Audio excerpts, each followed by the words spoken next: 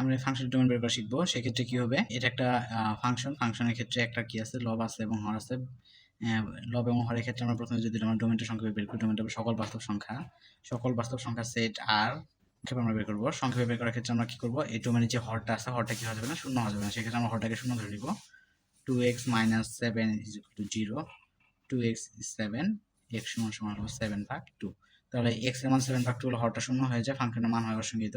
সেক্ষেত্রে আমরা আমাদের ডোমেনটা কি হবে, 7/2 ব্যতীত সকল বাস্তব সংখ্যা হবে ফাংশনটির ডোমেন।